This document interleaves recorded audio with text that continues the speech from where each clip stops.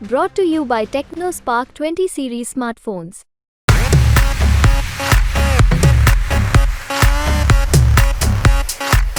लेकिन थोड़ा सा एक भय जरूर खाते हैं कि इसको सफलता मिल गई तो कभी ऐसा ना हो कि हरियाणा की राजनीति में ये हावी हो जाए, तो हमें रोकने का प्रयास करते हैं कि कभी ऐसा ना हो जाए कि जो भूतपूर्व मुख्यमंत्री श्रीमान मनोहर लाल जी खट्टर हैं वो 10 बजे काउंटिंग सेंटर छोड़ने के लिए मजबूर हो जाए। कि आपने जो रोड समाज का जो इतिहास है उसको बांटने का काम किया है, यानी समाज को दो धड़ों में बांटा है। एक धड़ा हो गया मराठा, एक धड़ा हो गया कि रोड समाज का। अच्छा, यहाँ जब आपका नाम आया सुर्खियों में कि आप यहाँ से उम्मीदवार हो सकते हैं एनसीपी के, तो एक बयान हो रहा है कि या भीतर भीतर इस तरह की चर्चाएं जरूर हुई कि अभय चौटाला साहब आपको भीतरी तौर पर प्रत्यक्ष या फिर अप्रत्यक्ष तौर पर समर्थन दे सकते हैं। आपकी इस बाबत कोई चर्चा हुई हो, कोई बात हुई हो? वो मेरे पास आए थे, तो किसान संघर्ष समिति यहीं बनी थी, हमारे पिताजी ने ये बनाई थी। ये बातें मेरे ख्याल 73 या 74 की हैं। राम राम, नमस्कार। हरियाणा तक देख रहे हैं आप और सोनिया मेरा नाम है। आज हम मुखातिब हो रहे हैं मराठा वीरेंद्र वर्मा साहब से। उनकी राजनीति के बारे में जानेंगे। हम समझेंगे कि हरियाणा में फ़िलहाल क्या हो रहा है। हम ये भी समझेंगे कि उनकी राजनीति के उनके प्लान क्या हैं। हम समझेंगे कि उनका राजनीति में उदय किस तरह से हुआ, कैसे वो राजनीति में आए। सर, पहले तो बहुत शुक्रिया हमें समय देने के लिए। मैं चाहूँगी कि आप अपने पहले बचपन में लौटें और बताएं कि इस क्षेत्र की गलियों में किस तरह से आपका बचपन था, पढ़ाई-लिखाई, आपके घर परिवार के बारे में। एक तो आप हमारे पास आए, आपका स्वागत है और धन्यवाद भी दूंगा मैं इस बात के लिए कि आप हमें दो बातें बोलने का मौका भी दे रहे हो जिसके माध्यम से हम लोगों को तक पहुंचेंगे। जन्म मेरा यहाँ इसी गांव में हुआ जहाँ हम बैठे हैं, झंझाड़ी गांव है, झंझारी गाँव है ये। हाँ, करनाल जिले का। और बचपन में ही समझिए हम बाहर चले गए थे। प्राइमरी क्लास मेरी गुरुकुल कुरुक्षेत्र में हुई, उसके बाद यहाँ स्कूलिंग करनाल में हुई, कॉलेज मैंने फिर चंडीगढ़ से किया और लॉ मैंने फिर यूनिवर्सिटी ऑफ दिल्ली से किया। वहीं से मैं सरकारी नौकरी में एचसीएस में आ गया। तो समझिए कि गांव में तो फिर बस छुट्टी में आते थे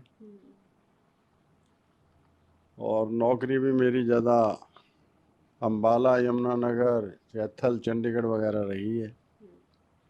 आपके पिताजी भी सूबे के बड़े माने हुए नेता रहे हैं सर? हाँ, वो नीलोखड़ी हल्के में आप बैठे हैं, ये अब रिजर्व हल्का हुआ हुआ है। इसी से मेरे पिताजी 3 बार विधायक बने हैं, मंत्री भी भारत के हरियाणा सरकार में रहे हैं। और लेकिन उनकी विरासत को लेके तो हम नहीं चल रहे। कारण उसका ये है कि हमारा राजनीति में आने का कोई मन नहीं था। ले तो हालात कुछ ऐसे बने हैं कि सरकार की तरफ से हमारे व्यक्तिगत जीवन में और हमारे सामाजिक जीवन में कुछ दखलंदाजी ऐसी हो गई 2000 के आसपास कि हमें नौकरी से एक तरफ होना पड़ा, किनारा करना पड़ा और हम सामाजिक बातों को लेके चल रहे थे और फिर वह राजनीति की तरफ मोड़ खा गई, क्योंकि आप सामाजिक और राजनीतिक जीवन को ज़्यादा अलग नहीं रख सकते। आप यहाँ के बाशिंदे जन्म लेते हैं, यहाँ पर शहर में आपकी पढ़ाई होती है। इसके बाद आपकी जो पहली सरकारी नौकरी होती है वो होती है मैं एचसीएस में आया तो उसमें तो जनरल नौकरी है, कोई सी भी मिल जाती है। सिटी मजिस्ट्रेट की मिल जाती है, एसडीएम की मिल जाती है, जनरल मैनेजर हरियाणा रोडवेज की मिल जाती है, general manager district industry centre की मिल जाती है। फिर चंडीगढ़ में एडिशनल डायरेक्टर वगैरह की या एडिशनल ट्रांसपोर्ट कमिश्नर वगैरह की मिल जाती है। तो डिप्टी सेक्रेटरी वगैरह की फिर नौकरी जब सीनियर लेवल पे आप आते हो और उसके बाद फिर आईएएस में प्रमोशन, जो प्रमोशन मेरी हो गई थी जब मैंने छोड़ी नौकरी। तो इस तरह से मेरा कैरियर चला। तकरीबन ये वर्ष 2000 की बात आप बता रहे हैं। उस समय इनेलो की सरकार रही। तो ऐसा क्या रहा कि आप उस समय निशाने पर रहे, आपको ये फैसला लेना पड़ा? कुछ व्यक्तिगत संबंध होते हैं, कुछ लोग कान भर देते हैं। तो मुख्यमंत्री जो ओम प्रकाश चौटाला थे वो हमारे मतलब थोड़ा सा मतलब विरोध में रहे। और जब हमने, आदमी खाली तो रहेगा नहीं, खाली तो रहेगा नहीं। तो हमने फिर जब सामाजिक काम शुरू किया उसमें भी दखलंदाजी उन्होंने शुरू कर दी। पता नहीं उनके मन में क्या तो भ्रम की स्थिति थी, क्या किस तरह का वो एक डर पाल रहे थे कि भाई क्या होगा। और आज तक भी जितने भी जितने राजनीति में नेता हैं, अभी हमें सफलता तो कभी मिली नहीं है, लेकिन थोड़ा सा एक भय जरूर खाते हैं कि इसको सफलता मिल गई तो कभी ऐसा ना हो कि हरियाणा की राजनीति में यहाँ भी हो जाए, तो हमें रोकने का प्रयास करते हैं। अच्छा, उत्तर हरियाणा के अगर नेताओं की बात करें तो बड़े कम जो है वो नेता हैं, बहुत कम चेहरे हम देखते हैं। तो क्या ऐसा था कि यहाँ का कोई नेता ना उभरे? ये तो हम देख रहे हैं कि अब चौटाला साहब की सरकार का आप जिक्र कर रहे हैं, तो क्या यहाँ से जो भी नेता उभरे उन सभी को कुचलने की कोशिश की गई? ठीक बात, आपने बिल्कुल ठीक बात बोली है, और इसी क्रम में हमें भी रोकने का प्रयास हो रहा है। लेकिन देखो, इस बार हमें उम्मीद है इंडिया गठबंधन की तरफ से हम लोकसभा के प्रत्याशी यहाँ करनाल से आए, क्योंकि माननीय शरद पवार जी हैं, उनकी पार्टी में मैं हूँ, प्रदेश अध्यक्ष हूँ राष्ट्रवादी कांग्रेस पार्टी शरद चंद्र पवार जी की, और वही एक सूत्रधार हैं इस इंडिया गठबंधन के। कांग्रेस को लीडिंग पोजीशन में भी पहुंचाने वाले वही हैं। तो उन्होंने हमें चुनाव लड़ने के लिए कहा हुआ है, और इस बार हम लोकसभा का चुनाव लड़ेंगे, और उनके आदेश ऐसे हैं लड़ने के लिए, तो हमने लड़ना है। और बाकी ये गठबंधन की सीट या एनसीपी के लिए लेना, ये फिर उनकी जिम्मेवारी है। तो बड़ा पेच सा फंसता हुआ भी नजर आ रहा है इस पर भी। अब अगर कांग्रेस की ही बात करें तो भूपेंद्र हुड्डा हैं, उधर 3 नेता और हैं, कुमारी शैलजा, किरण चौधरी, रणदीप सुरजेवाला।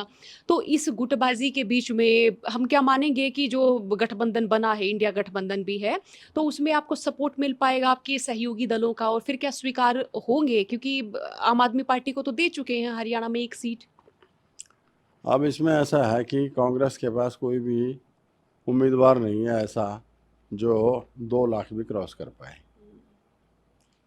तो एक मजबूरियां बनी हुई हैं इस समय, और आरएसएस के कुछ आदमी मुझसे मिले थे आज से कोई 20 एक दिन पहले, उन्होंने भी ऐसी बात कही थी, वो भी मेरा मन टटोलने आए थे कि भाई और कोई कैंडिडेट आएगा तो हम काउंटिंग डे पे काउंटिंग सेंटर से 10 बजे उसको जाने के लिए मजबूर कर देंगे, और अगर आप उम्मीदवार आ गए तो थोड़ा सा आपके बारे में हमें ऐसा लगता है कि कभी ऐसा ना हो जाए कि जो भूतपूर्व मुख्यमंत्री श्रीमान मनोहर लाल जी खट्टर हैं, वो 10 बजे काउंटिंग सेंटर छोड़ने के लिए मजबूर हो जाए।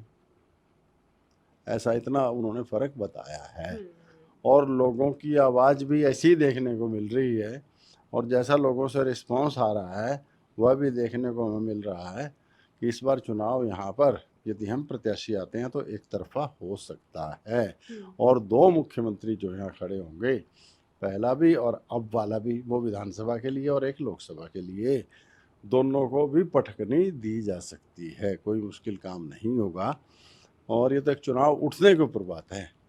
अभी तो प्रत्याशी घोषणा होगी, प्रत्याशी घोषित हो गए, फिर लोगों का एक रिस्पांस क्या आता है, और फिर हम उसको कैसे एक राजनीतिक धारा में उसको मोड़ते हैं, तो उस पर निर्भर करेगा।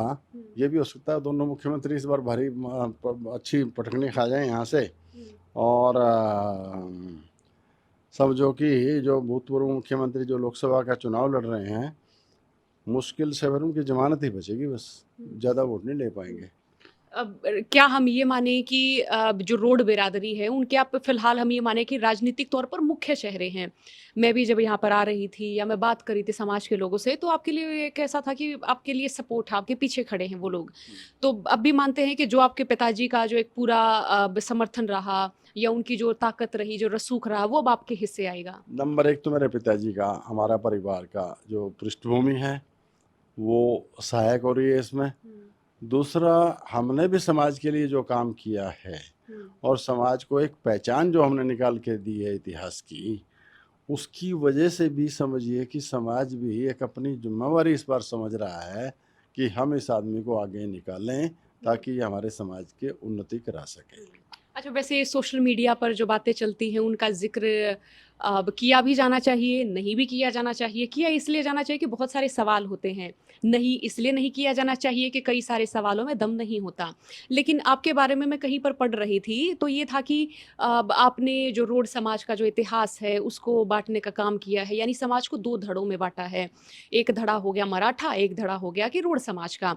इसके पीछे का जो इतिहास है, वो भी उन्होंने बताया कि पानीपत के आजू-बाजू वाला के कुछ जब युद्ध हुआ था, तो इस तरह वाली एक पूरी कहानी वो मैं पढ़ रही थी।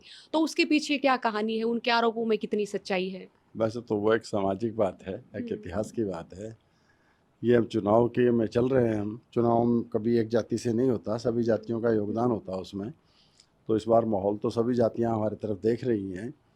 और जहाँ तक इस बात की बात है, हुँ, हमने कोई 2 धड़ों में बाँटने के लिए नहीं किया, हमने कोई राजनीतिक मंशा को लेके नहीं किया। इतिहास की पुस्तकों में जो बातें लिखी हुई हैं, हुँ, उनको हमने एक कड़ी में पिरोया है। उन कड़ियों को हमने एक जगह जोड़ा है कि ये पुस्तक में ये बात यहाँ लिखी हुई है, ये बात यहाँ लिखी हुई है और ये बात यहाँ लिखी हुई है।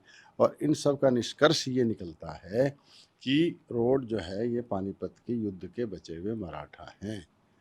तो यही हमने लोगों को बताया। जिनके समझ में आ गया वो मान रहे हैं, जिनके नहीं समझ में आ रहा है, घमंड आ रहा है, वो अभी थोड़ा स्वीकार करने में देरी लगा रहे हैं। हुँ, लेकिन अंदर से सब स्वीकार कर रहे हैं, क्योंकि बात झूठी नहीं है, झूठ तो चलता भी नहीं है हुँ, और सच जो है उसको दबाया नहीं जा सकता। हुँ, एक ना एक दिन तो ये सारे के सारे सभी के सभी इस बात को स्वीकार करेंगे, स्वीकार कर भी रही हैं।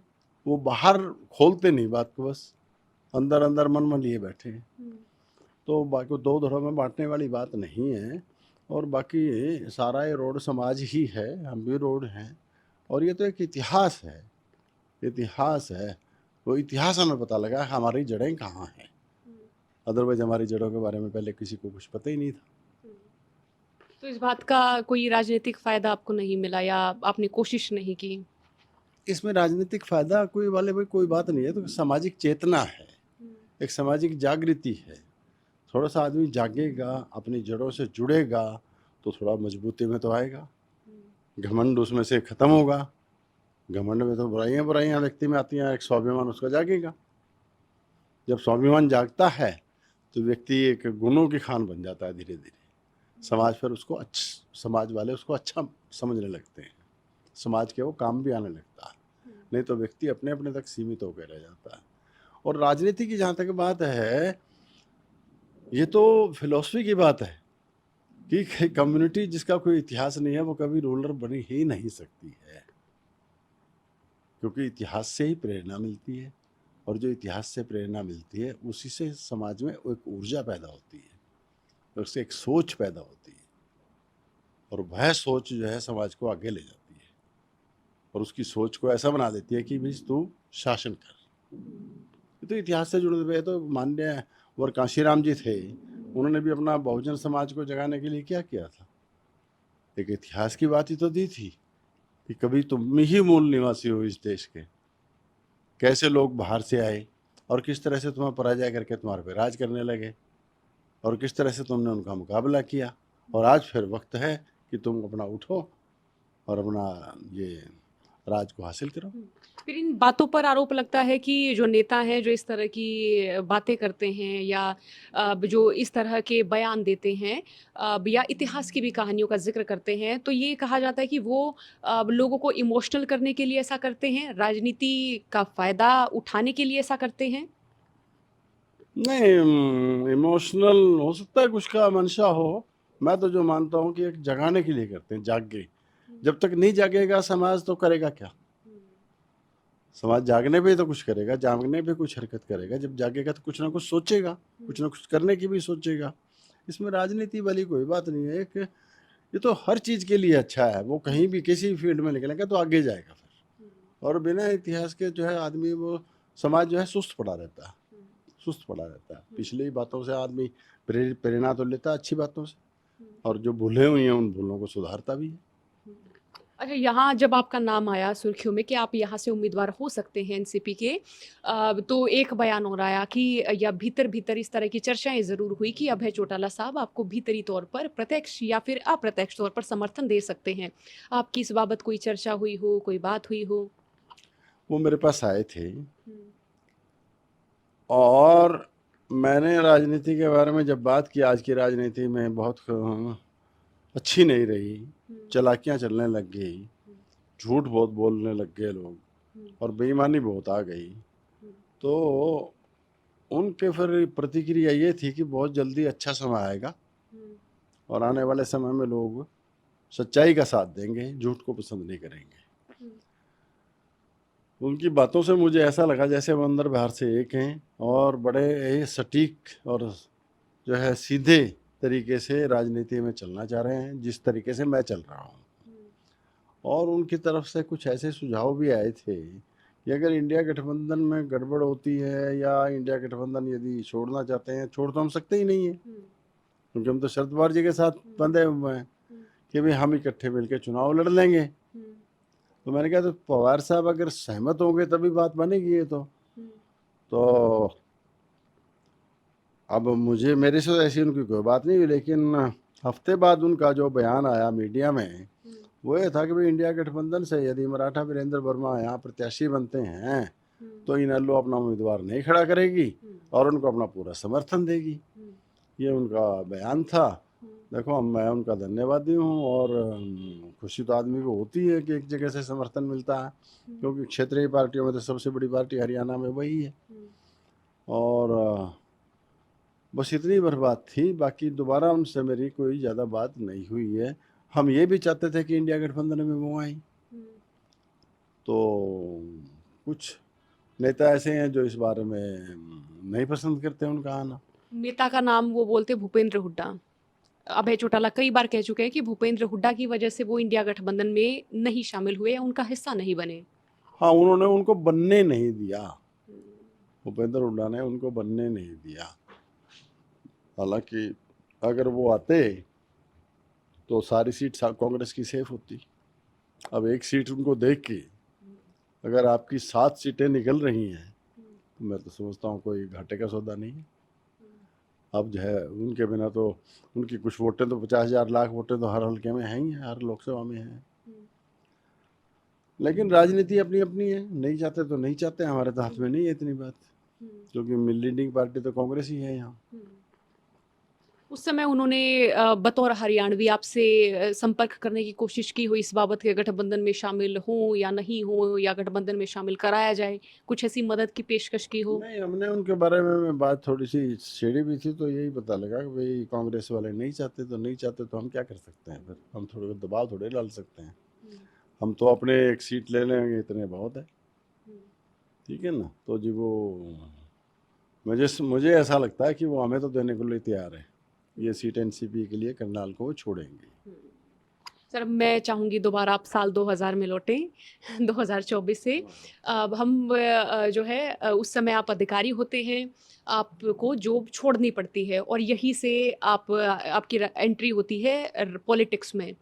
तो वो किस तरह के वाकया थे उस समय के और क्या आपको ये लगा था कि नौकरी ही कर लेनी चाहिए, क्यों छोड़ रहे हैं? बहुत सारे थे द्वंद इस तरह के। देखो मैं साफ बात बताऊं, हमने ईमानदारी से की है नौकरी, बेईमानी की हमने कभी सोची भी नहीं। और एक माहौल ऐसा बनता जा रहा था नौकरी में कि ईमानदारी को एक घुटन महसूस होती है उसमें। जब आपके नीचे वाले भी ऊपर वाले भी सारा ही एक बेईमानी का माहौल होता है तो एक ईमानदार को बीच में रहना उनके लिए बड़ा कठिन काम हो जाता है। तो घुटन तो सफोकेशन तो महसूस हमें भी हो रही थी और वैसे तो हमें अपने आप ही छोड़ देनी चाहिए थी पहले, लेकिन हमने अपने आप नहीं छोड़ी, लेकिन परमात्मा ने फिर हालात ऐसे बना दिए कि हमें छोड़नी पड़ी, क्योंकि नौकरी छोड़ना भी कोई आसान काम नहीं है आदमी, क्योंकि सिक्योरिटी की वजह से या सेफ बिल्कुल कैरियर की वजह से थोड़ा सा रहना चाहता है भाई नौकरी में रह ले, तो हालात थे ऐसे नौकरी छोड़नी पड़ गई। और अब हमें यहाँ रहते हुए आज मेरे ख्याल 35 साल के करीब हो गए, जो हम जिस यहाँ बैठे हैं ना, ये 35 साल इसको करीब हमें हो गए यहाँ बैठे हुए। तो अब तो फिर समाज में इतना ज़्यादा जाना पड़ा कि अब तो अब हम भूल ही गए कि भाई कभी हम ऐसा भी थे कि बाहर रहे हैं। फिर पहला चुनाव आप लड़ते हैं, पार्टी बनाते हैं, ये दौर कब और कैसे शुरू हुआ?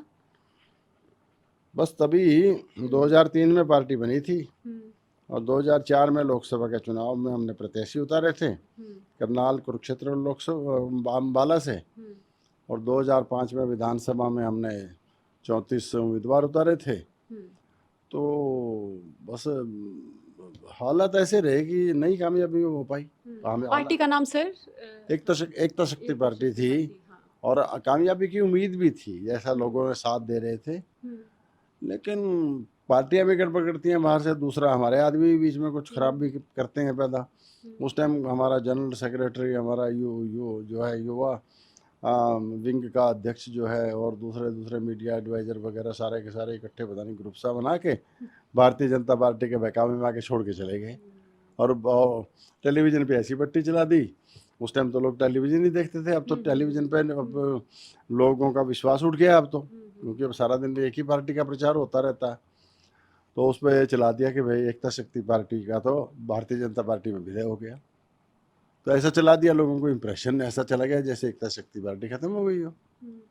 और फिर जो है वो सारे के सारे फिर कैंडिडेट ऐसे उतारते थे कि भाई हम ना निकल पाए आगे। तो हमने कैंडिडेट भी है भी उतारे, लेकिन बस पता नहीं क्या उस समय ऐसा माहौल बन गया, नहीं जीत दर्ज कर सके कोई भी। या फिर ये कारण माने कि आप इस क्षेत्र में तो एक अच्छे जनाधार और रसूख वाले नेता बन पाए, लेकिन दूसरे हिस्सों में, इस राज्य के दूसरे हिस्सों में आप उस तरह जननेता के तौर पर नहीं उभरे? नहीं, ऐसी बात नहीं है। हमारे जगाधरी में भी और शाहबाद वगैरह में भी हमारे उम्मीदवारों ने बड़े अच्छे वोट लिए हैं। हाँ, भारतीय जनता पार्टी तो हमारे से मेरे ख्याल में 10वां हिस्सा भी वोट नहीं ले पाई, बहुत पीछे थी। सब जगह हमारे कैंडिडेट बहुत आगे आगे रहे हैं, वो जीत तक नहीं पहुंच पाए, बस इतनी बात कह लीजिए। अच्छा, तो ट्रेजेडी तो आपके साथ भी हुई, कई सारे चुनाव आपने लड़े। हाँ। कितने जीते, कितने हारे और उनके पीछे क्या वजह मानते हैं? जीत का तो मतलब ही नहीं है, सारे ही हारे हैं, सारे ही हारे हैं। और जीत के हालात भी बनते हैं, तो जीत की लाइन को छूते छूते फिर कुछ ऐसा हालात बन जाते हैं, फिर पीछे रह गए, हम जीत नहीं दर्ज कर पाए। इस बार उम्मीद है पिछली कसर लोग सारे निकाल लेंगे, ऐसा हमें लगता है, जैसा लोगों से प्यार हमें और सम्मान देखने को मिल रहा है। कई सारी पार्टियों के आपके अनुभव रहे। पहला अगर मैं इनेलो का ज़िक्र करूँ तो उनके भीतर की राजनीति, बाहरी राजनीति, उनको लेकर क्या अनुभव रहा आपका? नहीं, इनेलो में मैं कभी नहीं रहा। एक तो हम अपनी पार्टी और बसपा हमने मिलके एक लोकसभा का चुनाव लड़ा, जो हमारा कुछ थोड़े वोटों से रह गए। उसके बाद भारतीय जनता पार्टी वाले मेरे संपर्क में आए। 2012 में फिर हम भारतीय जनता पार्टी में गए और इस वायदे के साथ कि 14 में वो हमें लोकसभा का प्रत्याशी बनाएंगे। लेकिन उस टाइम उन्होंने वो सीट ये एक शरारत के तहत हरियाणा जनहित कांग्रेस को दे दी। स्वाभाविक था, फिर हमने छोड़ दिया था। हम छोड़ गए तो वो हरियाणा जनहित कांग्रेस से सीट लेके फिर उन्होंने अपना प्रत्याशी भी उतार दिया। तो ये हमें एक तरफ करने के लिए उन्होंने ये काम किया था। उसके बाद भूपेंद्र सिंह हुड्डा संपर्क में आए, वो भी ऐसे ही कुछ वायदों से ले गए, तो उन्होंने ना लोकसभा में और ना ही विधानसभा में। तो फिर 2019 में भी रह गए। तो इस बार तो हमें माननीय शरद पवार जी ने बुलवाया था, प्रदेश की जिम्मेवारी दी और लोकसभा चुनाव लड़ने का हमारा कोई मन में थी नहीं बात। लेकिन जैसा उन्होंने सर्वे वगैरह कराया होगा और सारा का सारा हमारा रिकॉर्ड देख के अपने आप ही जनसभा में उन्होंने घोषणा कर दी कि भी बात करनी चाहिए थी मुझे, बात तो मैं नहीं कर पाया, लेकिन फिर भी मैं आज ये घोषणा करता हूँ कि कांग्रेस और एनसीपी का तो गठबंधन है कि उनकी तरफ से ये लोकसभा का चुनाव मराठा वीरेंद्र वर्मा लड़ेंगे और जो और दल इस गठबंधन में आएंगे उनको मनाने की जिम्मेदारी भी मेरी ही है, ऐसा पवार साहब ने कहा। लोगों से साथ देने की अपील करी और समझिए 1 साल से ऊपर के समय तो हम जो है लोकसभा की तैयारी में लगे हुए हैं और उसी तैयारी की वजह से मैं कहूँगा आज माहौल ये बना हुआ है कि एक तरफा इस बार इलेक्शन जाएगा। अच्छा, अगर यहाँ से मनोहर लाल साहब की बात करें तो आपको क्या लग रहा है, क्या सियासत तौर पर हम ये माने कि 3 लाल हुए, वो तीनों ने अपनी अलग अलग छवि बनाई। मनोहर लाल ना उनके जैसे रहे, ना इनके जैसे रहे, अपने जैसे ही रहे।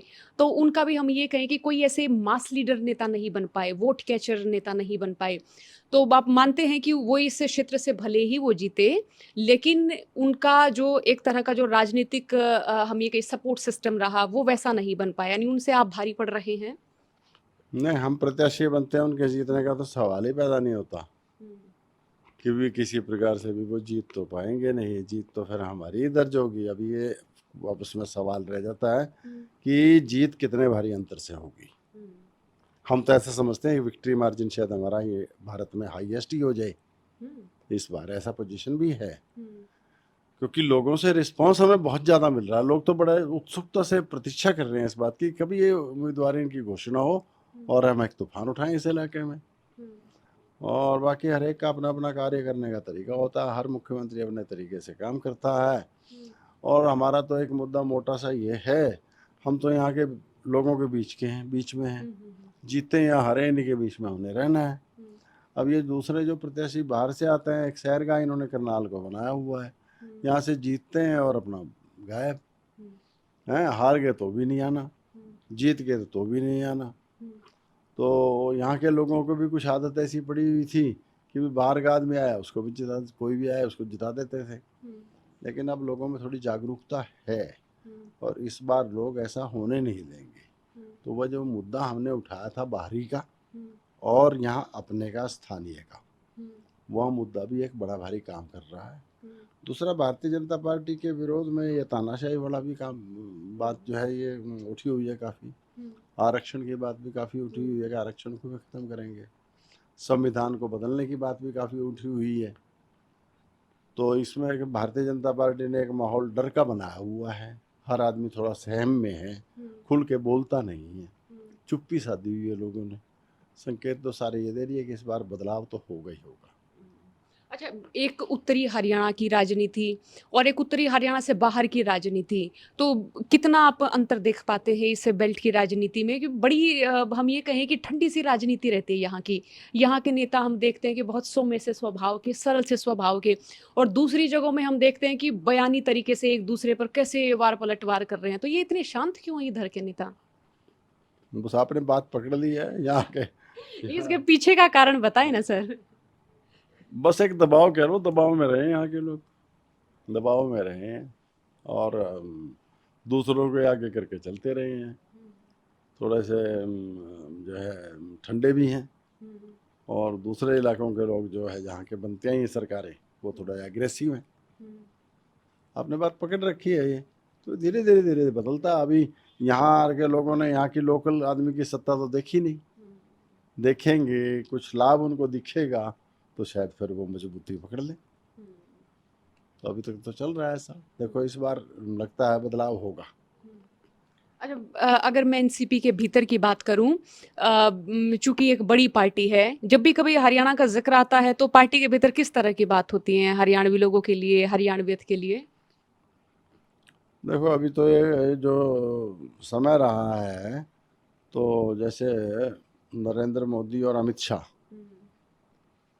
क्योंकि सूत्रधार मुख्यतः ये इस इंडिया गठबंधन के बनाने में माननीय शरद पवार जी रहे हैं, तो इनको तोड़ने पे ही लगी रही। पार्टी तोड़ दी, परिवार तोड़ दिया, तो इनको कमज़ोर करने की कोशिशें होती रही। तो समझिए कि तो ये नए सिरे से पैर जमाने वाली बातें हो रही हैं। जैसे शिवसेना को तोड़ा, ऐसा ही वहाँ पर राष्ट्रवादी कांग्रेस पार्टी को भी तोड़ दिया। तो ये उलझे रहे। अब तो ये चुनाव के परिणाम होंगे, उस परिणाम के बाद राजनीति में क्या क्या बदलाव आते हैं, कैसे कैसे और कौन कौन से आदमी ऊपर नीचे कैसे होता है, उसके ऊपर निर्भर करेगा कैसे चलेंगे। राष्ट्रवादी कांग्रेस पार्टी अच्छी पार्टी है। शरद पवार जी बोलते कम हैं और काम करने का तरीका भी कुछ ऐसा है कि लोगों को ज़्यादा वो है कि भी नहीं क्रांतिकारी कोई परिवर्तन एकदम आए। धीरे धीरे स्मूथली बदलाव लाके, जैसा महाराष्ट्र में किया है। महाराष्ट्र जैसे पहले एक सूखे से पीड़ित राज्य था। महाराष्ट्र की इकोनॉमी सिवाय बम्बई के कुछ खास उठी हुई नहीं थी। आज महाराष्ट्र भारत का नंबर 1 राज्य है, पर कैपिटा इनकम में भी, खुशहाली में भी, रोजगार के हिसाब से भी। और जैसे फलों की खेती के में ला के वहाँ बदलाव लाए, या सब्जियों की खेती ला के बदलाव लाए, और उद्योग धंधे बहुत स्थापित इन्होंने करवाए। पावर में सरप्लस किया उसको, महाराष्ट्र को, और पता भी नहीं लगने दिया। लेकिन लोग अब सारे कहते हैं कि भाई आज के दिन आधुनिक महाराष्ट्र के निर्माता शरद पवार जी हैं। तो ऐसे ही कृषि मंत्री जब ये बने, और जैसे पहले रक्षा मंत्री भी रहे, रक्षा मंत्री तो रहे तब भी देखो ये जो लड़कियों की भर्ती है कॉम्बैटिक फोर्स में, तो ये माननीय शरद पवार जी की शुरू कराई हुई है। पंजाब में उग्रवाद की वजह से जैसे बिल्कुल बर्बादी हुई थी, उस पंजाब को भी पुराने ढर्रे पूरी लाइन पे, विकास की लाइन पे लाने वाले शरद पवार जी हैं। कृषि मंत्री बने तो देखो उस टाइम खाद्यान्न का अभाव था, बाहर से खाद्यान्न मंगाने की तैयारियां चल रही थी, लेकिन ये माने नहीं, और यहीं जो है खाद्यान्न की इतनी पैदावार कर दी कि गेहूं का, चावल का और चीनी का, तीनों का एक निर्यातक देश बन गया 2006 में भारत। और इनके टाइम में तो रहा, इनके बाद तक भी काफ़ी देर तक रहा। अब 2 साल से जो है भारतीय जनता पार्टी ने निर्यात बंद किया है, क्योंकि अब फिर कमी हो गई है, क्योंकि ये तो लाइन पे लगा गए थे, लेकिन अभी पूरी मजबूती से ये चल पड़े जिससे कि कोई डिस्टर्ब ना कर सके उसको। ऐसी स्थितियों में लाने में इनको एक टर्म और चाहिए थी। तो काम करने का तरीका इनका ऐसा है कि कोई पता भी नहीं लगता लोगों को, और तरक्की करा देते हैं एकदम। आज भी इनके मन में क्या है, ये है कि इनको मौका मिल जाए देश को संभालने का, तो देश को 5 साल में एक तरक्की की राह पे चला देंगे। एक तरक्की की राह पे चलाना, उसके बाद तो लोग अपने आप संभाल लेते हैं। तो क्या एनसीपी का हरियाणा में हम ये माने कि इफेक्ट है, और है तो कितना है? नहीं, अभी तो इतना ही इफेक्ट है कि जो हमारा क्षेत्र है, जितना प्रभाव हमने बनाया वही एनसीपी का प्रभाव का क्षेत्र है, बाकी तो नहीं। बाकी हम यहाँ से उम्मीदवार होंगे, सहायता कुरुक्षेत्र वाले को मिलेगी, सहायता सोनीपत वाले को मिलेगी, और एक हमारा नाम तो सारे हरियाणा में है। और ठीक से ऐसे आदमियों में या राजनीति में जो ठीक समझे जाते हैं, तो थोड़ा बहुत असर तो सारे में ही पड़ेगा। मुद्दे क्या रहेंगे? हम ये तो नहीं कह सकते कि कोई भी जो चुनाव है वो हो सकता है वो किसी एक समाज के चेहरे पर जीता जा सकता हो। मसले क्या रहेंगे, मुद्दे क्या रहेंगे? देखो, ट्रेडिशनली जो लोग बोलते हैं महंगाई, बेरोजगारी, भ्रष्टाचार, इसको मैं थोड़ा सा दूसरा नाम दूं अगर, किसान, जवान और संविधान, 3 मुख्य तौर पे मुद्दे रहेंगे। किसान का जैसे बर्बादी की हालत में इस सरकार ने बचाया, इनपुट सारे महंगे हो गए और फसलों के दाम उतने बढ़े नहीं, तो किसान को बर्बादी की राह पे लाके खड़ा कर दिया। और किसान के साथ जुड़ा हुआ मजदूर भी है, किसान के साथ जुड़ा हुआ छोटा व्यापारी भी है, तो इसलिए सारे के सारे में की इकोनॉमी इन्होंने ख़राब कर दी है। किसान का मुद्दा हो गया, जवान का मुद्दा है जैसे बेरोजगारी है, और दूसरा जो है इन्होंने अग्निवीर जैसे आर्मी में बहुत भर्ती होती थी, एक जज्बे में रहता था जो नौजवान, अब इन्होंने उस जोश को भी ठंडा कर दिया 4 साल का करके। और जैसे संविधान के बदलाव की बातें चल रही हैं, इनके ही प्रत्याशी बोल रहे हैं साफ साफ कि सरकार तो 272 से भी चल जाती है, लेकिन हमें 400 इसलिए चाहिए क्योंकि हमने संविधान बदलना है। ठीक है ना, लोगों में खौफ, एक डर पैदा हो रहा है कि तो हमारी वोट का अधिकार भी छीनेंगे। ऐसा ना हो कि जैसे पुतिन के इलेक्शन होते हैं रूस में, ऐसा ही इलेक्शन यहाँ शुरू हो जाए कि विपक्ष खत्म रहे। जब विपक्ष को सारे को जेल में डाल देंगे या विपक्ष को सारे को तोड़ फोड़ देंगे, कमज़ोर कर देंगे, तो लोकतंत्र क्या रह जाएगा।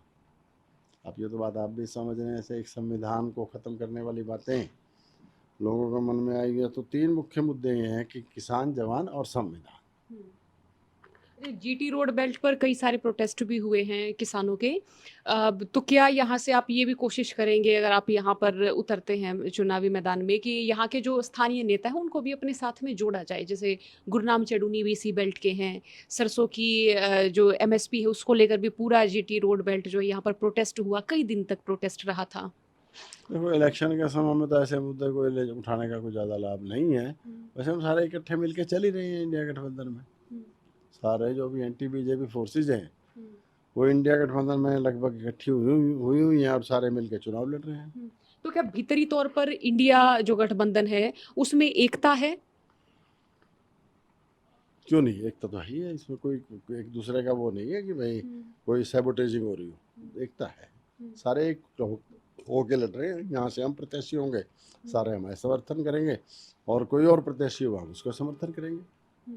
अच्छा, जब आपने कांग्रेस छोड़ी तो क्या भूपेंद्र हुड्डा साहब से बातचीत हुई, उसके बाद बातचीत हुई? अपने पार्टी का विलय भी शायद कांग्रेस के साथ ही किया था। नहीं, मैं कभी मिला नहीं, मैं कभी मिला नहीं। अब उनके साथ औपचारिक सी एक भेंट हुई थी पीछे दिल्ली में, तो बाकी मैं कभी उनको मिला नहीं।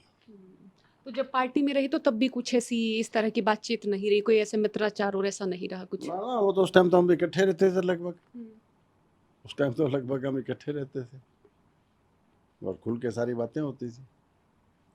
लेकिन उनके मन में क्या था ये तो मुझे नहीं पता था। हम तो जैसा अपना मन समझते हैं उनका भी ऐसे ही समझ रखे चल रहे थे। लेकिन उन्होंने समय पे किनारा किया है, तो उनको सोचना चाहिए, मैं इसके बारे में क्या कह सकता। अच्छा, जो हम सियासत में देखते हैं कि जहाँ फ़ायदा हुआ उसी दिशा में चल लिए, जहाँ की हवा बहती दिखी उसी ओर चल लिए, तो इस तरह की राजनीति को आप कितना खतरनाक मानते हैं देश के लिए? जहाँ तक हरियाणा की बात है,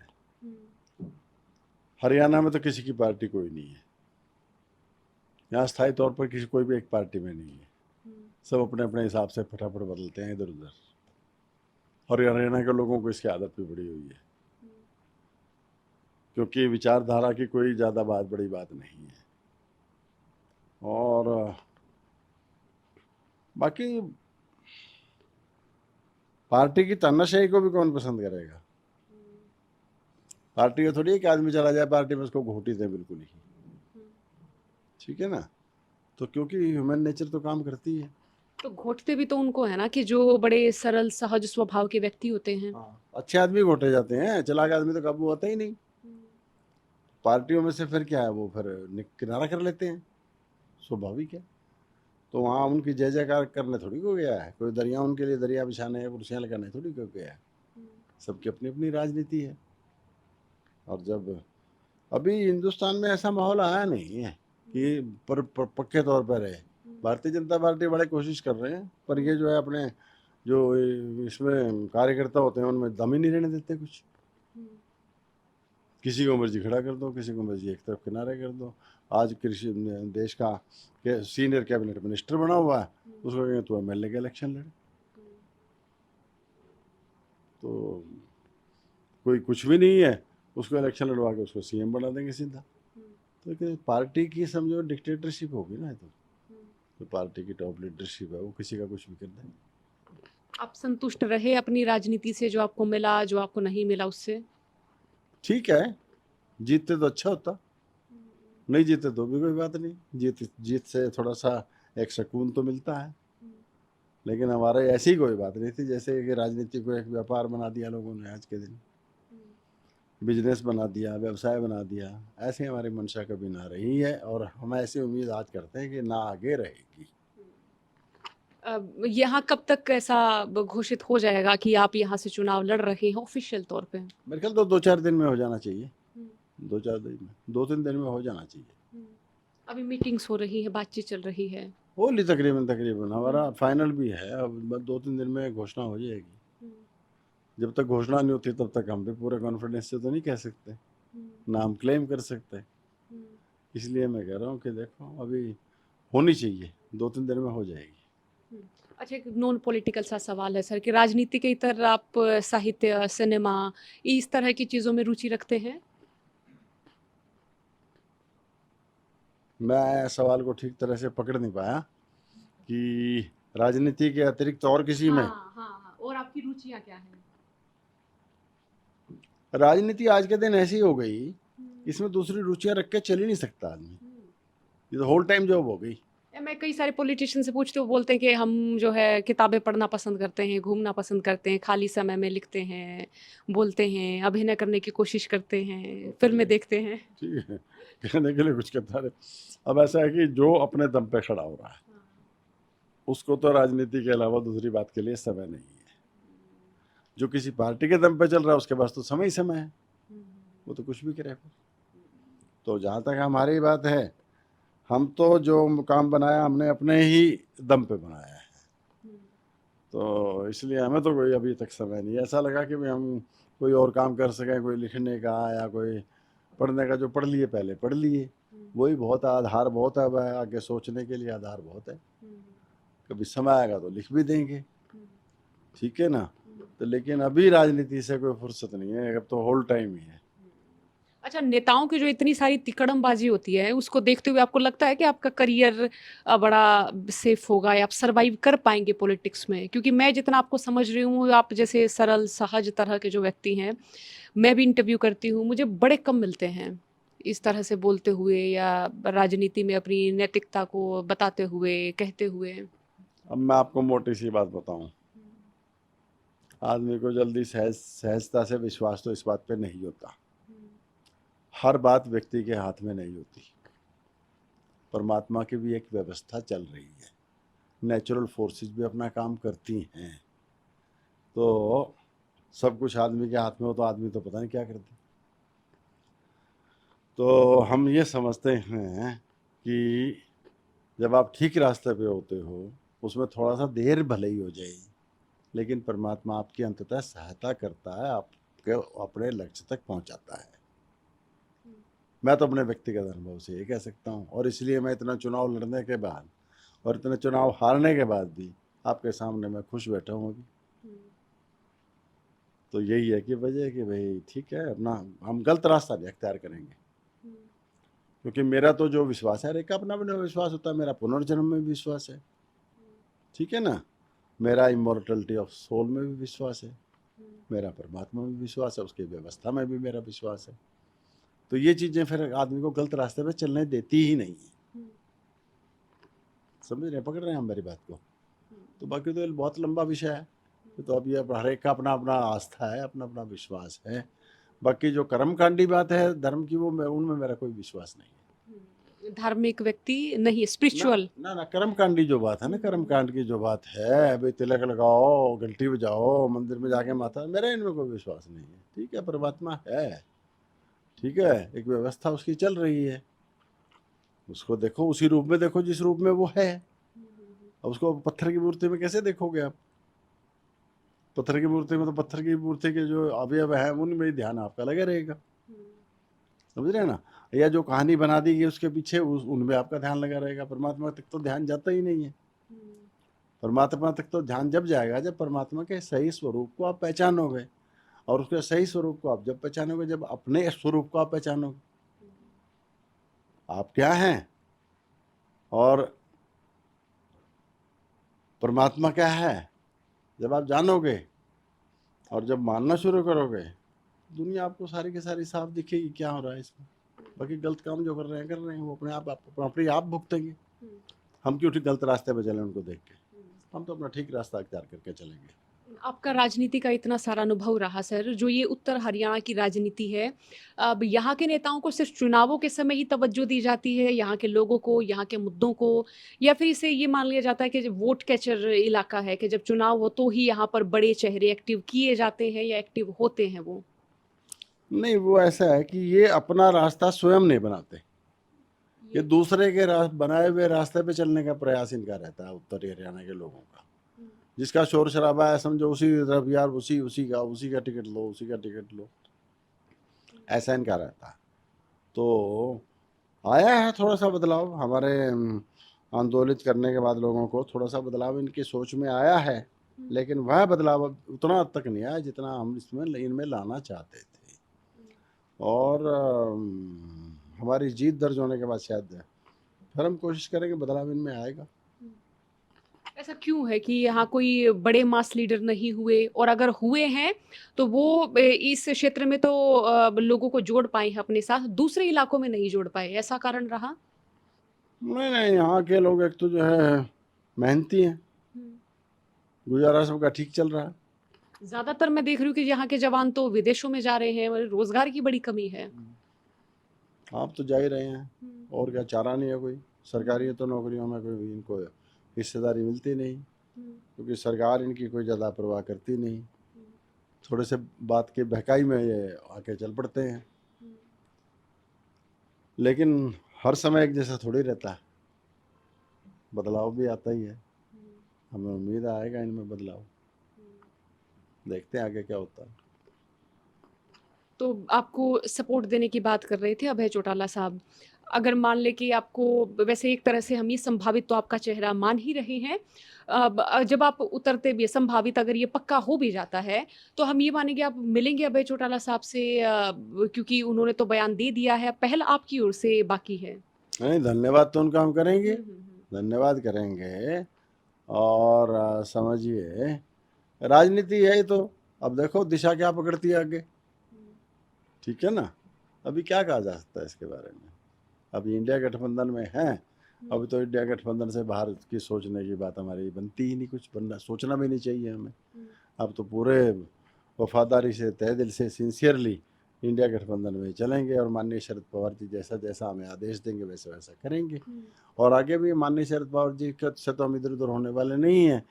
अगर उन्होंने हमें कहा किसी और के साथ चलने के लिए, और किसी के साथ चलेंगे। अगर वो कहेंगे कि भाई जहाँ हो वहीं ऐसे ही चलो, तो ऐसे ही चलेंगे। जैसा माननीय शरद पवार जी कहेंगे हम तो वैसा करेंगे। लेकिन यहाँ पर तो बड़ा मुश्किल सा लग रहा है कि हालांकि आपका नाम संभावित उम्मीदवारों में है भी, लेकिन यहाँ पर ये हो रहा है कि कैसे संभव हो पाएगा ये, क्योंकि सीट शेयरिंग की जो बात है वो हो चुकी है, उम्मीदवार भी आ चुके हैं। नहीं होगा, ये होगा। होगा। तो अगर विरोधी दल खड़े हो जाते हैं तो बगावत कर देते हैं तो कोई बगावत नहीं होगा, नहीं, पक्का होगा। है ये। हाँ, है ही नहीं कोई कैंडिडेट किसी के पास। अभी तो आपको मैंने बताया था, कोई 2 लाख क्रॉस करने वाला भी कैंडिडेट नहीं है। और जोर जबरदस्ती फिर भी अगर हुड्डा साहब और ये कुमारी शैलजा, किरण चौधरी, रणदीप सुरजेवाला ये लगे हुए हैं अपनी अपनी खींचतान में, वहां भी हाईकमान ये सोच रहे कि मनवाए कैसे ही तो भीतर की गुटबाजी खत्म करे कांग्रेस की भी। कोई नहीं, अल्टीमेटली तो विजडम प्रिवेल करेगी, अल्टीमेटली तो विजडम वुड प्रिवेल। और सारों की सहमति भी बनेगी, और मैं समझता हूँ बनी भी हुई है। और अब तो सिर्फ घोषणा ही बाकी है, होने वाला है। खट्टर साहब को कितना मजबूत कैंडिडेट मानते हैं? हालांकि आप इस पूरे इंटरव्यू के दौरान ये भी कहते रहे कि जीतेंगे आप ही। ऐसा है, हम करीब 4 लाख वोट फाड़ते हैं जो भारतीय जनता पार्टी के साथ हाथ जुड़ा हुआ है। ये हमारी सबसे बड़ी स्ट्रेंथ है। इसीलिए लोगों को ये है कि खट्टर को हराएगा तो ये हराएगा, दूसरे किसी से हारेगा नहीं। नहीं तो वो वोट उसी के साथ जुड़ा रहेगा, और वो इतना मजबूती में उनको रखेगा कि खट्टर साहब को अगर कोई और उम्मीदवार आता है तो यहाँ करनाल में घूमने की भी आवश्यकता नहीं है। और हम उम्मीदवार आते हैं तो 4 लाख तो वो फटेगा। जो भारतीय जनता पार्टी को दूसरे हराने वाले हैं वो भी एकदम साथ जुड़ेंगे, तो हम इतनी बड़ी फोर्स बन जाते हैं कि रहा सा जो वोट खट्टर साहब के पास रह जाता है उसको भी खुर्द बुर्द करने में हमें ज़्यादा देर नहीं लगेगी। तो इसलिए चुनाव एक तरफा बहुत जल्दी हो जाएगा। अच्छा, आरोप लगता रहा है बीजेपी पर कि जो नॉन जाट तबके की राजनीति है वो प्रत्यक्ष तौर पर बीजेपी राज में सामने आई है, तो इसे आप क्या ये मानते हैं कि सही है? क्या आप ये मानते हैं ऐसा पहले भी रहा, अब तो बिल्कुल खुलकर सामने आ गया? नहीं, मैं तो जातिवादी की राजनीति जो है मैं उसको ठीक समझता नहीं हूँ, लेकिन फिर भी ये कहीं ना कहीं से अपना जगह थोड़ी बहुत ही बना ही लेती है। लेकिन कोई भी अगर अगर एक जाति की कोई तरफदारी करता है ना, तो वो थोड़े दिन लगता है कि जाति को फायदा दे रहा है, अंततः उस जाति को नुकसान होता है उसका। क्योंकि दूसरे जो जातियां हैं वो सारी फोर्सेस फिर उस जाति के खिलाफ सोचने लग जाती हैं, सोचने लग जाती हैं, फिर मजबूर हो जाती हैं वो भी इकट्ठा होने को, उसको फिर कामयाब नहीं होने देती। तो इसलिए एक जाति वाली बात सोचनी नहीं चाहिए। और जब एक बार मौका मिल जाए किसी को सत्ता में आने का, तो सत्ता ये नहीं है कि अपने एक जाति के लिए प्रयोग करे, सभी जातियों के लिए होनी चाहिए, सभी के लिए उन्नति की बातें होनी चाहिए, सभी की बेरोजगारी दूर करने वाली बातें होनी चाहिए, नीतियाँ सारी ऐसी बननी चाहिए जिससे सभी को लाभ हो, ऐसा मैं समझता हूँ। और एनसीपी जातियों के चेहरे पर नहीं खेलती, नेताओं पर खेलती है। हाँ, अच्छा, एक और मेरी जो दिलचस्पी है वो ये है कि ब्रोड़ समाज के बारे में जानने की, तो अगर आप कुछ बता सकें क्या इनका इतिहास, ये कहाँ से आए, ये कौन है? क्योंकि जो मेरी बेल्ट है, रोहतक बेल्ट जो है, वहाँ पर चर्चा होती है उत्तरी हरियाणा के बारे में जानने की। हम भी गूगल पर सर्च करते हैं, कई सारी हमें अलग अलग कहानियाँ मिलती हैं, और कई तो मिलती नहीं। मैं अभी चुनाव का समय है, मैं इस बात को ज़्यादा अभी कुरेदना नहीं चाहता। मैंने इतनी बात आपको पहले भी कही थी कि पानीपत की लड़ाई के बचे हुए मराठा ये हैं, ये बात इतिहास की पुस्तकों से ही निकल के आई है, कोई मेरी ये घड़ी हुई बात नहीं है। आदमी की कल्पना में तो ये बात आ ही नहीं सकती, कल्पना में आई हुई बात नहीं है, ये इतिहास की पुस्तकों से ही निकल के आई है। और ये जो पुस्तकों में बात लिखी हुई है ना, उन कड़ियों को जोड़ना में भी एक काफ़ी आदमी को सोचना पड़ता है, काफ़ी मटेरियल को दिमाग में साथ इकट्ठा रखना पड़ता है और उनको जोड़ना है, कौन सी का आगे रखना है, कौन सी को पीछे रखना है। उन कड़ियों को जोड़ने का काम हमने किया है, हमने अपनी तरफ से कोई नई बात नहीं निकाली। जो इतिहास की पुस्तकें ऑलरेडी हैं उनमें जो बातें लिखी हुई हैं उनको हमने जोड़ के दिया है, और उनसे जोड़ के ये सिद्ध हो रहा है कि ये पानीपत की लड़ाई के बचे हुए मराठा हैं। और ये क्या है, कोई कुरुक्षेत्र और इधर पानीपत के बीच में ही है बस। कुरुक्षेत्र की जो ये सड़क चली जाती है यमुनानगर को जाती है, पेहवा को जाती है, उससे उधर था ही नहीं, उत्तर की तरफ सारा इधर ही है। ढाक का जंगल था और ये सारा का सारा उजाड़ एरिया पड़ा था, यहाँ कोई गांव वगैरह का बसिंदा 200। अब अंग्रेज लिख रहे हैं भाई ये यहाँ पर 321 गांव थे और सिर्फ 43 गाँवों में बसेरा था उस समय जो पुराना करनाल जिला था, जब अंग्रेजों ने टेक ओवर किया 1805 में। उस टाइम वो लिख रहे हैं क्या स्थिति इस जिले की थी। तो ये तो हमारे वाले तो सारे के सारे उस टाइम ये जंगल के बारे में भी लिखते हैं। ये ढाक का झाड़ियों का जंगल ऐसा था कि छुपने का ठिकाना बना हुआ था लोगों के। इसमें किसी को कोई ढूंढना मुश्किल था, मिलता ही नहीं था आदमी, जो छुप जाता था यहाँ के मिलता ही नहीं था। क्यों, बड़े जंगली जानवर तो यहाँ थे नहीं, तो वो झाड़ियों में छुपे हुए आदमी तो दिखते ही नहीं थे। वो आदमी झाड़ी के इस तरफ आया, दूसरी तरफ चले गए वो। तो ये तो अंग्रेज लिख रहे हैं। बाकी छुपे इसलिए कि अहमद साहब दाली की उस टाइम मुनादी थी ऐसी कि भाई मराठा मुंडे लाओ और एक सोने का सिक्का इनाम में पाओ। थोड़े से थे, ज़्यादा भी नहीं थे, परिवारों से ही आए थे, अपने परिवारों से ही थे, छुपे हुए थे, और एक भय का वातावरण समझो उस टाइम था।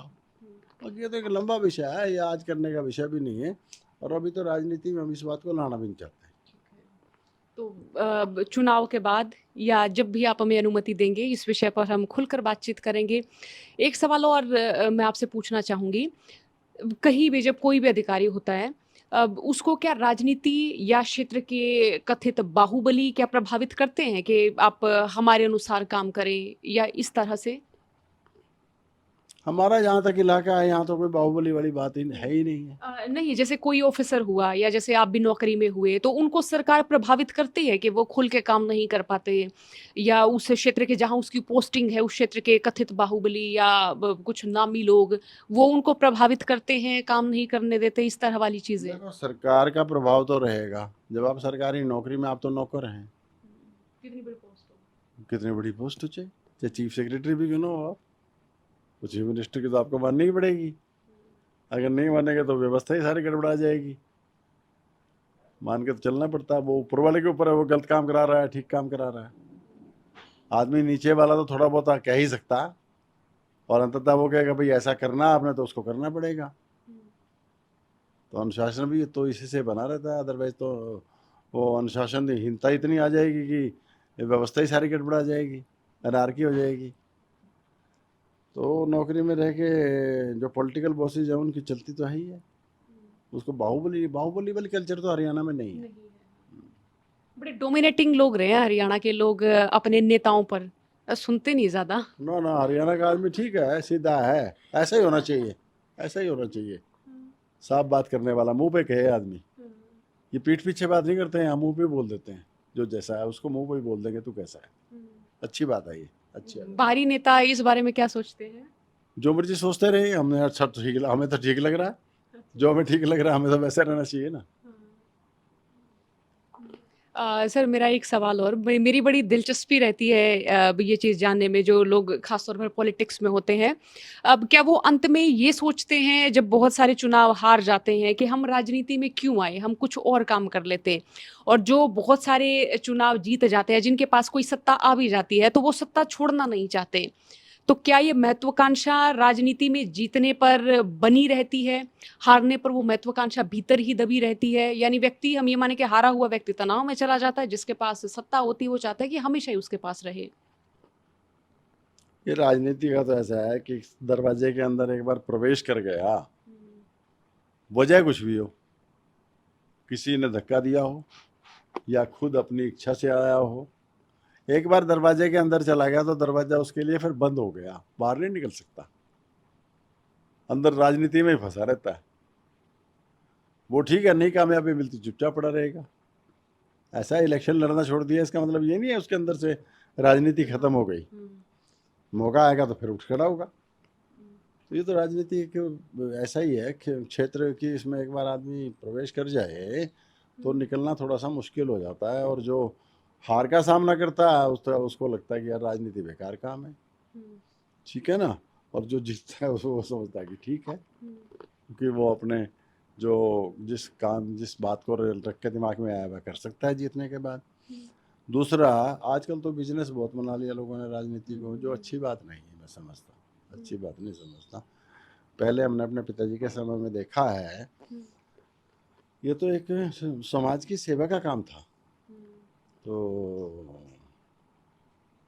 हमारे पिताजी ने भी ईमानदारी से राजनीति की है, और हमारे परिवार पे भी कोई उंगली नहीं उठा सकता, और हमारे कैरियर पे भी कोई उंगली नहीं उठा सकता। हमारे मन में तो कभी आज तक तो आई नहीं है कि अभी हम पैसा कमाएं या कोई और मतलब गड़बड़ वाली बात करें या कोई अपना आराम परस्ती हो हमारे में। हमें थोड़ा सा हमें यही रहता है भाई, थोड़ा सा काम करने का मौका लगे तो अच्छा है, और नहीं भी लगेगा तो संघर्ष तो हम कर ही नहीं है। अच्छा, आपने राजनीति का बहुत सारा समय देखा है, सबसे अच्छे मुखिया कौन से आपको लगते हैं इस सूबे के जो रहे पहले?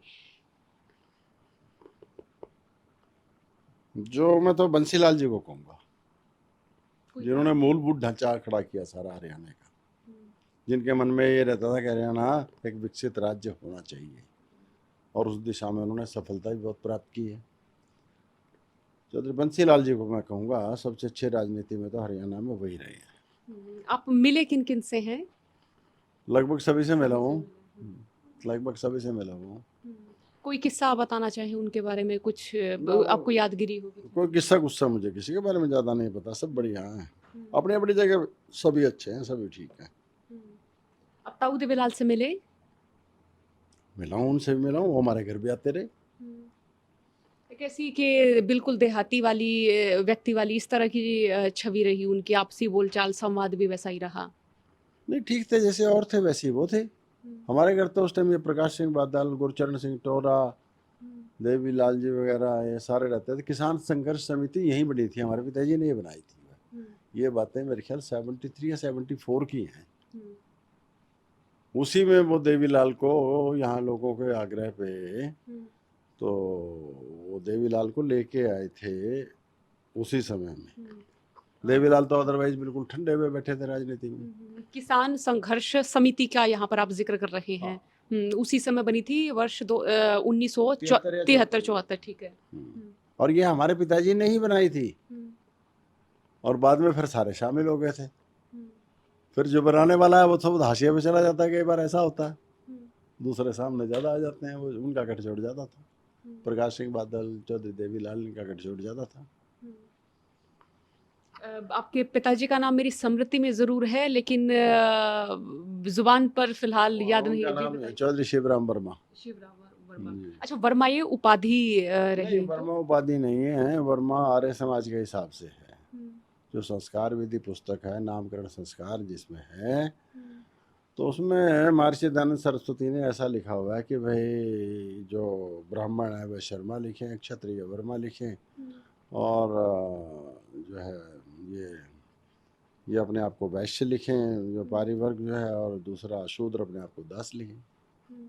उस हिसाब से पर लिखते हैं। अब हमारे में भी, जाटों में भी, राजपूतों में भी बहुत लिखते हैं वर्मा, जो आर्य समाज को फॉलो करते हैं। हाँ, जैसे साहब सिंह वर्मा थे, एक वीरेंद्र वर्मा थे, और भी कई हैं वर्मा ऐसे जो लिखने वाले हैं। राजपूतों में भी बहुत है, यशपाल वर्मा थे, मुझे जहाँ तक राजपूत हैं। तो उस हिसाब से लिखना शुरू कर दिया। हमारे गोत्र भी कुछ ऐसे थे, बाबा मराठा, जो गोत्र हैं वो गोत्र मेल, अब तो लगने लग गया लोगों को, अब तो ठीक है ये। लेकिन उस टाइम वो ऐसे थे जैसे कि बड़े अजीब लगते थे सुनने में। अब आपके पिताजी के बारे में मैं जानना चाहूँगी कि किसान संघर्ष समिति बनती है। अब राजनीति ज़रा उनके बारे में बताएँ कि उनकी राजनीति किस तरह से रही? उतार-चढ़ाव, पड़ाव?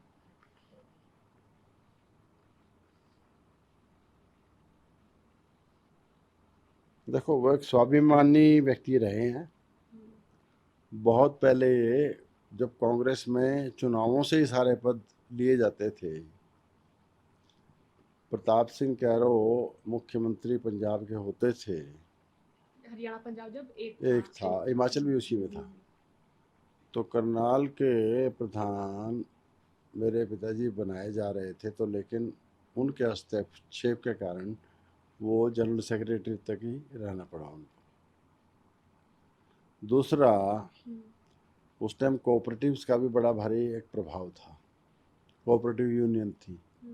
मेरे पिताजी जब पंजाब कोऑपरेटिव यूनियन के प्रधान पद के तक पहुंचने ही को थे, फिर प्रताप सिंह कैरो ने उनको सीमित कर दिया, तो ज्ञानी जैल सिंह बने पंजाब के प्रधान, मेरे पिताजी बने उप प्रधान इसी यूनियन के। Cooperative union. और ये यूनियन क्या काम करती थी सर? कोऑपरेटिव यूनियन सारी कोऑपरेटिव यूनियंस को जो है ये सुपरवाइज करती थी, उनके काम को, कोऑपरेटिव सोसाइटीज़ को।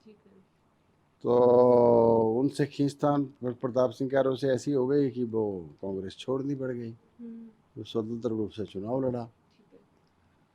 तो उस टाइम वो 62 के चुनाव में मेरे ख्याल कुछ थोड़ी सी वोटों से रह गई, 67 में फिर वो बन गए थे। 67 में बने विधायक, बन गए विधायक। निर्दलीय ही सर। हाँ नहीं, जनसंघ ने अडॉप्ट कर लिया, जनसंघ में आ गए थे फिर वो। और पार्टियां भी कोई खास नहीं थी उस समय।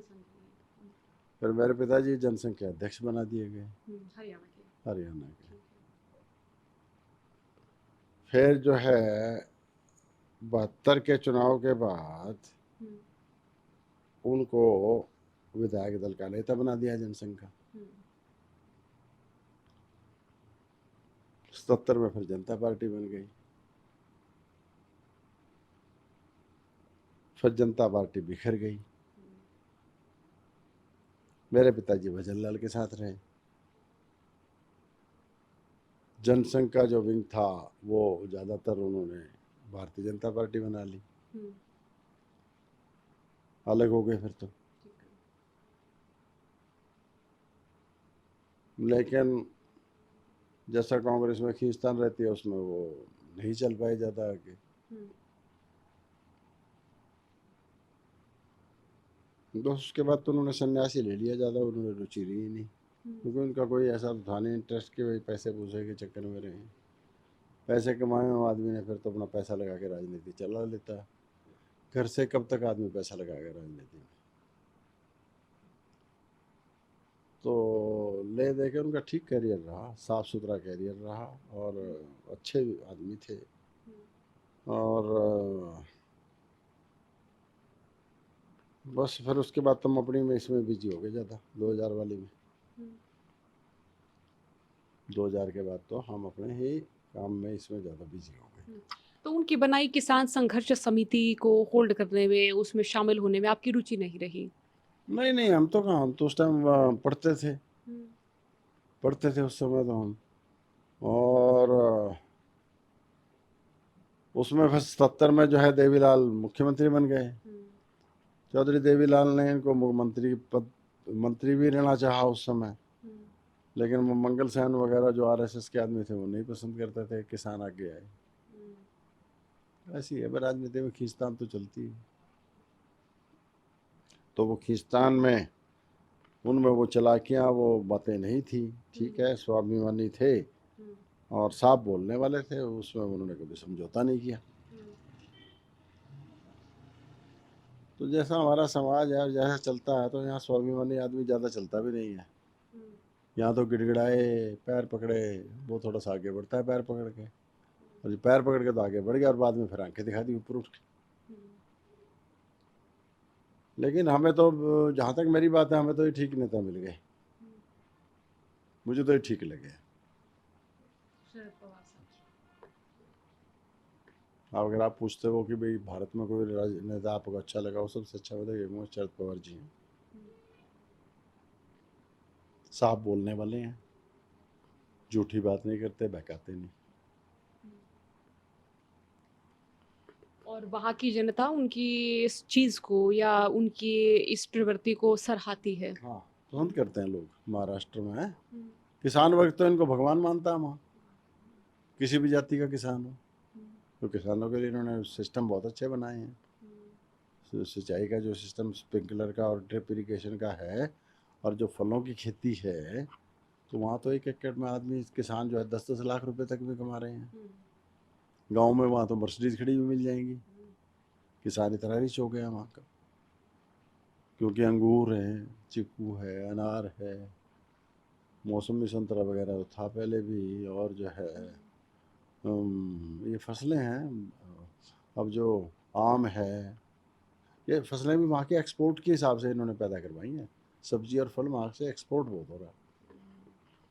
एनसीपी का विस्तार अगर हरियाणा में होता है तो बहुत सारी हम भी काफ़ी सारी नई चीज़ें देख पाएंगे, नई प्रगति देख पाएंगे, लेकिन वो विस्तार कर पाना मुश्किल सा लग रहा नहीं है नहीं नहीं, इन्होंने जो है ये एग्रीकल्चर मिनिस्टर रहते हुए इन्होंने करने की कोशिश भी करी हरियाणा में। हरियाणा में। एक तो मुर्रा बफेलो का प्रोजेक्ट इन्होंने दिया, दूसरा इंडो इजरायली प्रोजेक्ट एक ये लेके आए थे घरोंडा में है जो। तो ये थोड़ा सा इनकी शिकायत है, मेरे सामने तो अभी ये बातें नहीं आई हैं, लोग बताते हैं। कहते हैं हरियाणा का आदमी चेंज को एक्सेप्ट ही नहीं करता आसानी से। तो ये तो जैसे चाहते थे, जैसे हरियाणा दिल्ली के पास था, तो हरियाणा को तो ये उस लाइन पे लाना चाहते थे, यहाँ भी इनकम बहुत हो जाए, अच्छी हो जाए। लेकिन वो drip irrigation, sprinkler irrigation system की तरफ हरियाणा चला ही नहीं। सब्सिडी किसी चीज़ में आती है तो सब्सिडी को खाने की कोशिश करते हैं, उसको यूज नहीं करते।